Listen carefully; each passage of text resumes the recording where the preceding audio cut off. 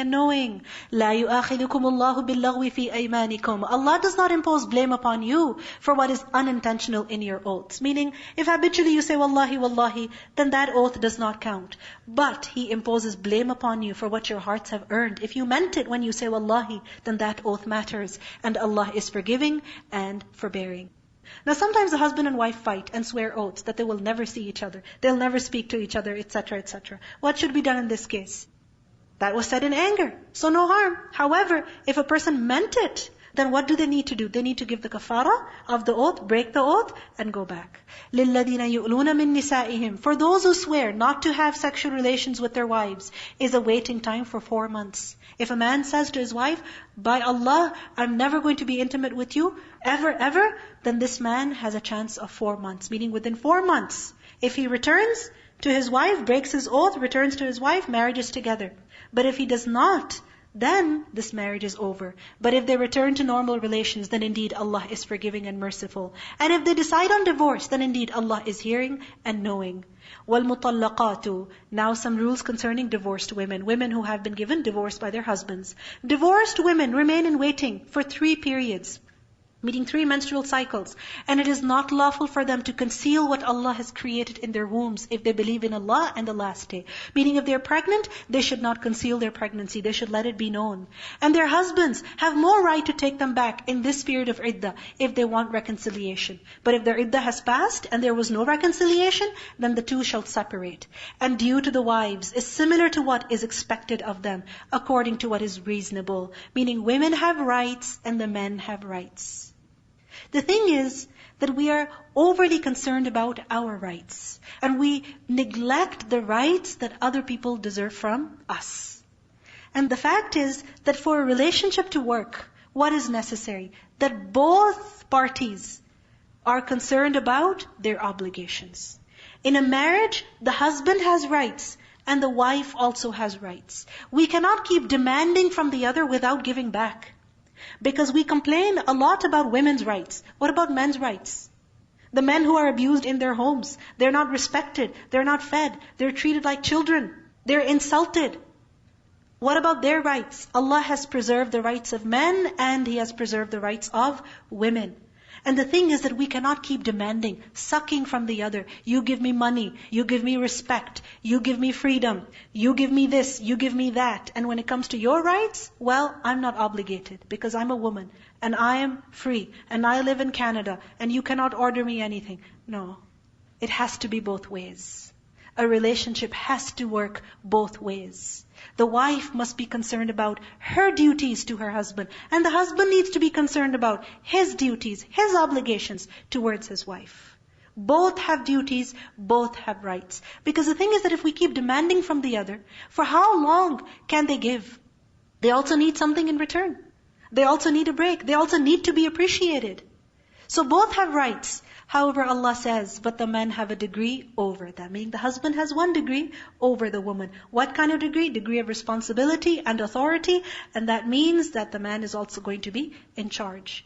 Because Allah has made him qawwam.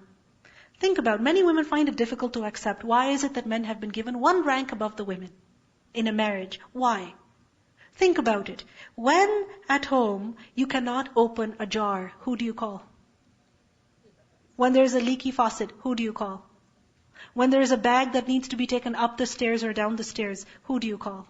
When the furniture has to be moved, who do you call? When urgent grocery has to be made, 11 p.m., who is sent to Walmart at that time? The husband. So is it fair then that constantly they are called for help? We need money, we ask them. The car needs to be repaired, he has to do it. Is it fair then that this man is not respected in the house? Is it correct then that he is insulted, he is looked down upon by the very wife that he looks after and he provides for? This is injustice. So we all need to be concerned about our obligations and Allah will take care of our rights. And Allah is exalted in might and wise. Allah is Hakeem. So if He has decreed this, there is khair. He is wise. This is why He has ordered this to us. الطلاق مرتان. Divorce is twice. Meaning it is in stages. The familial bond is very strong. This marriage bond is very strong. And it should not be destroyed in just one go. No, it is in stages. Then, meaning when divorce has been pronounced, then either keep her in an acceptable manner or release her with good treatment. The laws of talaq have excellent lessons for us to live peaceful social lives with. When the two people separate, when the husband and wife separate, what do we learn here? They should also separate in a good way. And this is not just with regards to husband and wife. Even when two friends, when they depart, business partners, when they go their own ways, co-workers, when they go their own ways, how should they go? They should depart in a good way. بِإِحْسَانٍ. Yes, it is very emotional, but think, calm down, use your mind, and a relation that we have must not be ended in just one go. Allah likes people who are clean-hearted. It is not lawful for you to take anything of what you have given them. Meaning, don't take gifts back. Why? Because this is something disgusting. This is something that is repulsive. That a person at the time of marriage gives a gift and at the time of divorce says, give it back to me. No, this is something that is disgusting. Think about it. If we deprive someone of their rights, then how long are we going to keep it? How long are we going to keep their money? Until we die? And then we have to face Allah. So do not take anything back at the time of divorce, unless both fear that they will not be able to keep within the limits of Allah. But if you fear that they will not keep within the limits of Allah, then there is no blame upon either of them concerning that by which she ransoms herself. Basically, khula is being mentioned over here. These are the limits of Allah, so do not transgress them. Again and again this is being mentioned. And whoever transgresses the limits of Allah, it is those who are the wrongdoing people. And if he has divorced her, meaning after 2 divorces, now there is a 3rd divorce, then she is not lawful to him afterward until after she marries a husband other than him. And what is this known as? Halala, which should not be done deliberately. Why? Because the one who does it deliberately, he is mal'oon. The woman is cursed, and the man who does it, he is also cursed. And if the latter husband divorces her or dies, there is no blame upon the woman and her former husband for returning to each other if they think that they can keep within the limits of Allah. Meaning that they will take marriage seriously. So if a husband and wife, they were married and then they ended up in divorce. Both are separate. Iddah is over. The man is living separately, woman is living separately. No nikah between them because talaq was done. But after some time, they wish to get back together. Can they? Yes, nikah will be performed. So, there is no harm if they marry again.